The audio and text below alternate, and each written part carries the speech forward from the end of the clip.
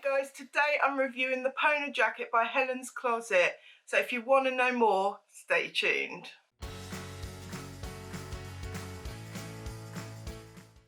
Welcome to my channel. If we're just meeting, my name's Claire. Over here I film lots of videos about plus size dressmaking. The aim is to help you feel more confident in the clothes that you're making for your own body, no matter what shape or size you are. If that interests you, do hit the subscribe button down below, because I bring videos to you every week, at least once, maybe twice. So do hit the subscribe button and let's get started. So I'm going to put a picture up of the Pona jacket here by Helen's Closet. This has only been out a short while, and as soon as I saw it, I had my eye on it. When I saw it, I had just finished making the sienna jacket, and I saw this and I thought it was too similar, because they're both boxy jackets, boxy short-waisted jackets with big pockets on them. And I thought they were so similar that I wasn't sure I wanted to make this one at first. So I ummed and ahed over it for a little while, but I kept going back to it. There's a lovely, lovely Australian lady called Kirsten. I'll put her details on screen for her channel. Do go over and subscribe to her. She's absolutely lovely. You'll love her channel. But she had made the Pona jacket and she commented that it was a really quick make, and that was pretty much at the point that I was hooked on this idea.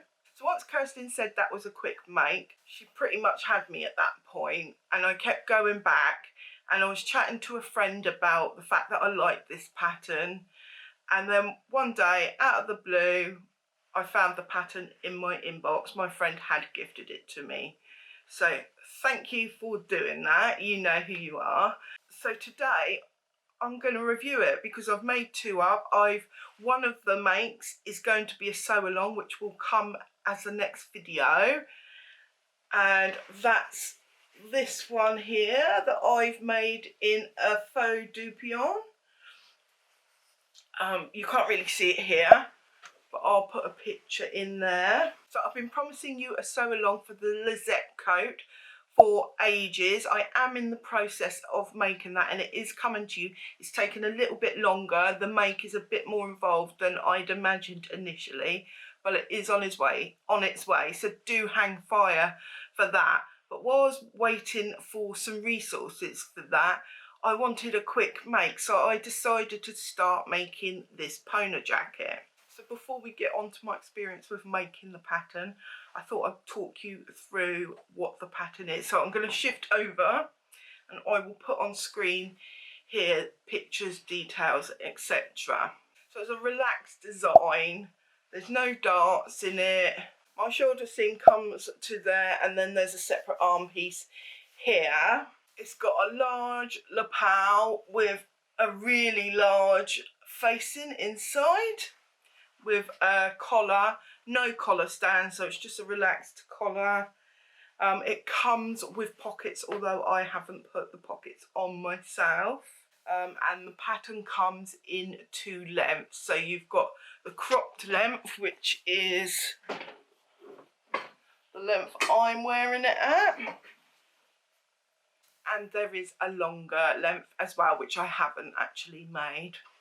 So the reason I like this pattern is it can be dressed up or down depending on the fabric that you use.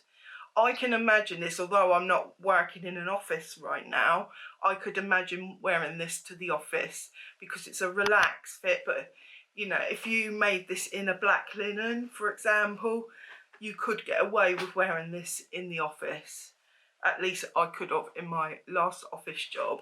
So I've talked to you about Helen's Closet sizing before, but in case you're new to my channel, Helen's Closet do now go up to a size 30, which is fantastic news. I made mine in a straight size 22, which is quite a small size for me actually, but because this has got so much room, I could easily get away with it, and the arms fit just nicely. So this was my 12, and it's a wearable 12 and I can wear it out, so quite happy with that. I'll put the actual size measurements on screen now so you can have a look at what they are. The fabrics that I've used for this toile, it was just a cotton with a little bit of stretch. Helen does suggest that you don't use fabrics with stretch, but I did for this. There's not a great deal of stretch, minimal, but you can see it does stretch a little bit, but it hasn't affected it, to be honest. It just feels really comfortable. Forgot to say that this jacket doesn't have any closures, so if you're new to sewing, this might just be the pattern for you. There's no buttons, there's no zips, no nothing. So this is a really good pattern in that way. I've written a list of the techniques that I used in this pattern, and if you're new to sewing, these are techniques that you might potentially want to learn, and this is a great pattern for helping you to do that. So I sewed a collar with no stand, I sewed a facing, I sewed a hem. Now the hem, which I'll talk about in a bit, was sewn in a particular way, in a way that I haven't sewn it before actually, and it's super easy, but we'll get onto that later. As you can see, I've got red bias binding there, and there is some hand stitching as well, but you could get away with using the machine if you really wanted to.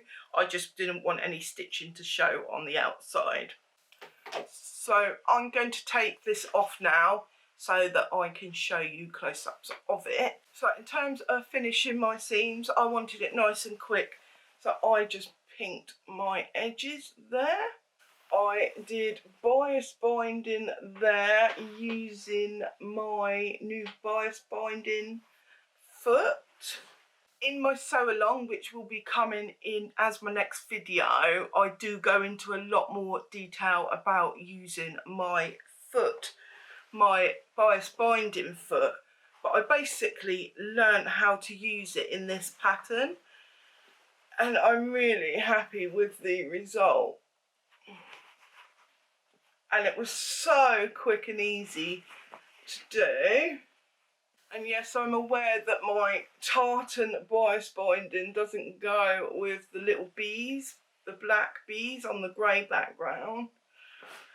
But I was just using what I had, and as it's on the inside, no one but me and you guys will see it.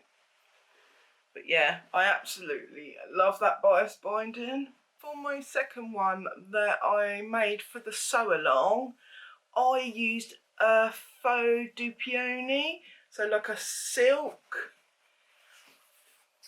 It's quite rough to the touch, it's not necessarily that soft, and I had originally bought this as a lining for my Lizette coat, but I felt the fabric was a bit too rough for that. And then I was going to make another jacket with it, and in the end I just decided to make one of these. It's got a little bit of structure, but it's quite lightweight. It's very, you can even see through it because it is technically a lining fabric, but I just used it as a summer cover-up really. I'll talk you through the bits and how I found them. One of the reasons that I didn't use pockets was because on the pattern instructions, she suggests that you add the pocket at the end. So you've already made it, you've put it together, and then you put the pocket on, and I didn't like that. I think you should always put a pocket on at the beginning before you've made it. And that's what I'm used to doing, so it threw me a little bit, so I didn't put the pocket on. But it's no big deal because I probably wouldn't have used the pocket anyway. It would have just been for an aesthetic reasons. As far as I remember, the instructions don't suggest that you understitch or that you top stitch around the lapel, so it's nice because it's just no stitching there. So when you've got it folded over, you don't want the underside of your fabric to show, so you need to treat this as half is the underside and half is the overside, so that it looks nice when it's being worn. So you would normally do that by understitching, but there is no understitching at all.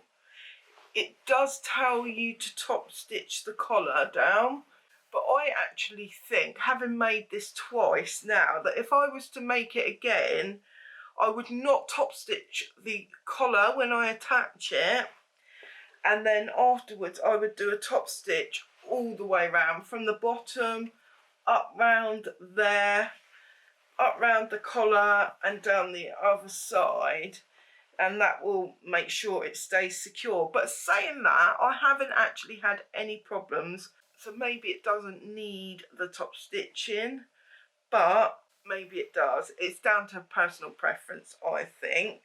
The pattern doesn't tell you to do this, but I did put a few tacking stitches in the shoulder seam of the facing through to the exterior, just to hold my facing down. It's a little bit, I feel like there's a little bit of extra fabric there, but the thing is, once you've got it on your shoulders, it's needed.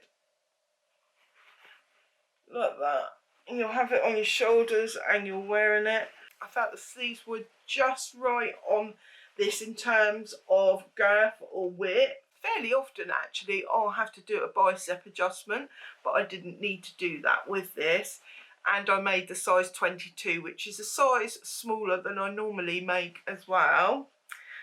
The sleeves were a little bit short. So when I made this one, I measured so the sleeves came just down to there. And actually they were a little bit longer than that, but they come to about here, which is a tad too short for me. But, you know, it's okay, it's bracelet length. I can wear a bracelet with it if I was to wear it out.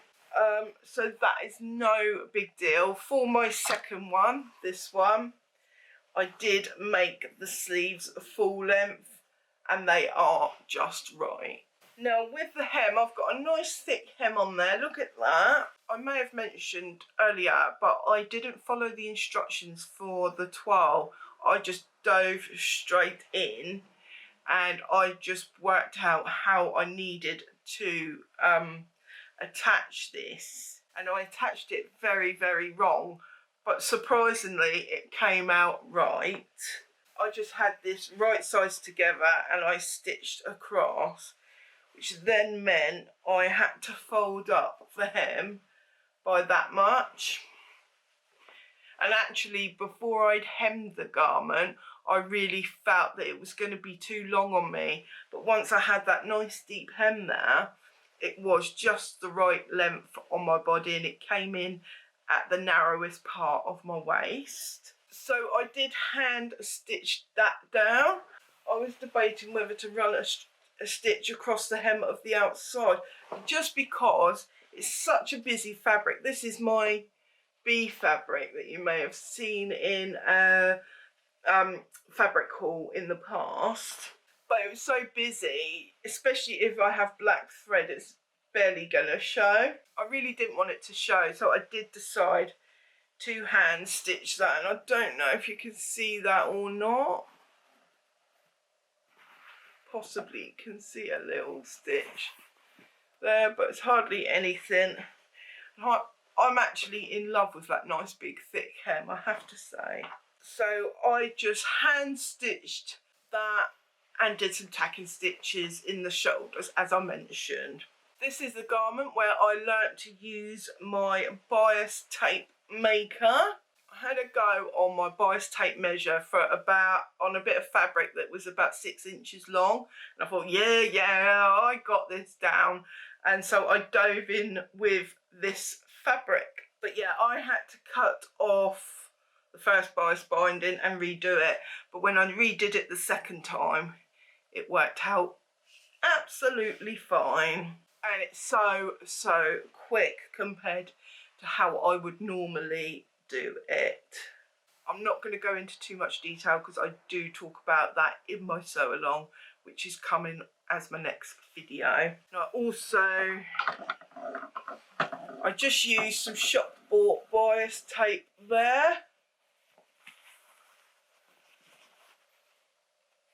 Just trying to think what I've done differently in the second one. I had the long sleeves, as I mentioned. My hem is a lot smaller. Don't even know if you can see that. Because it's all the same colour, it's difficult to see. but it's only about 1 centimetre wide. So you can see where my bias binding ends there. And that's because I actually followed the instructions in the second one because I was doing the sew along. I lengthened the facing on this by 2 inches because I felt the other one, although I now think it was a good length, at the time I thought it was a little bit too short, and I wanted to make it longer without using more of the main fabric. So I just made it a bit longer, and I followed the instructions, so I did the facing hem properly. And that's just how much hem I had left, but that's fine. It doesn't make any real difference. That's the inside, that's the facing. So that was my experience with the instructions. The first time I didn't follow them, the second time I did. As I mentioned, there's a few little bits that I would change personally, but the instructions are really, really good.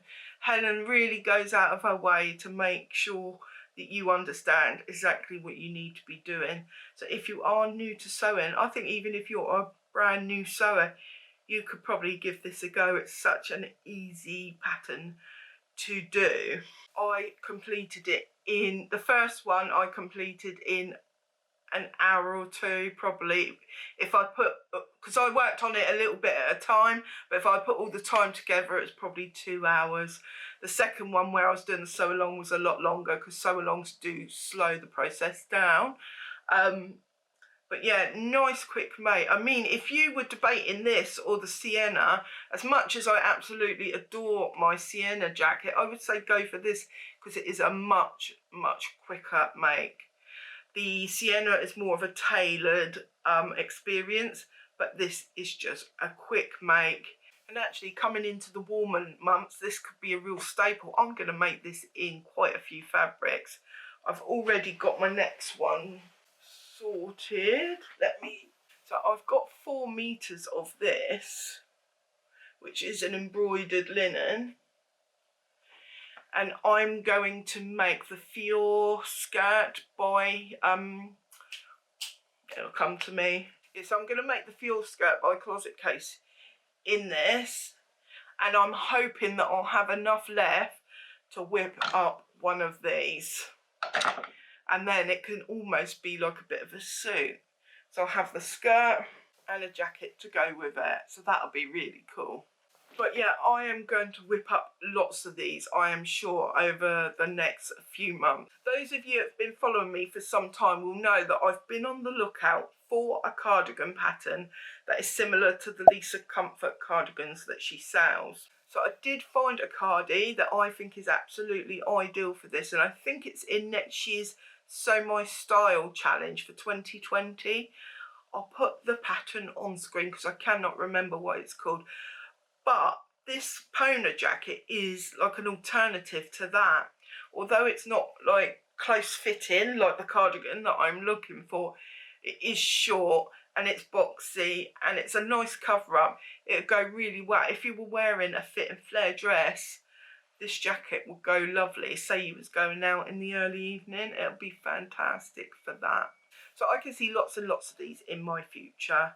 Now, one down point that I think about Helen's Closet patterns are they are expensive. So they are an investment if you're going to buy them. I did notice recently when I was attempting to purchase one of her patterns that if you live in the UK, they do charge you an extra fee on top, which is just 20%. And that is because if you sell to the UK, then you have to pay income tax on that. So she's just passing off the tax to the customer, which is fair enough from her point of view, but it's just an extra bit of cost.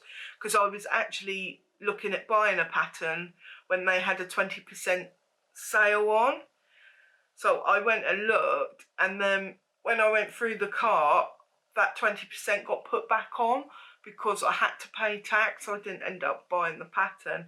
But I do absolutely love Helen's Closet patterns, and I do have a few of them, and I cannot rate them enough. They're fantastic. So out of her patterns, I have made her pinafore, I've made her Ashton top, I've made her Winslow culottes, and I've made this. I think that's all the patterns of hers I've made, and every one of them have been so well drafted. I cannot fault them. So when they're well drafted, that just means less work for us, the actual seamstress who's making them. So that is really, really, that's going to make me want to buy a pattern. So I would be willing to pay a little bit more for those patterns that are well drafted. So have you made this jacket? Are you looking to make it? What do you think of it? And what do you think of Helen's Closet patterns? Have you had a good experience with them so far? Let's talk down below and find out, and then we can share our experiences and learn from one another. So that's it for today. If you did enjoy this video, do give it a like, leave me a comment down below, hit subscribe, click your notification bell and all the things, because they really help me to tell YouTube that you like my content, and they'll then share it out to other people. If you'd like to support the channel further, I do have a Ko-fi account, and that can be found at www.ko-fi.com/penguinandpear. But I appreciate whatever support you can give me. So until next time, happy sewing. Bye for now.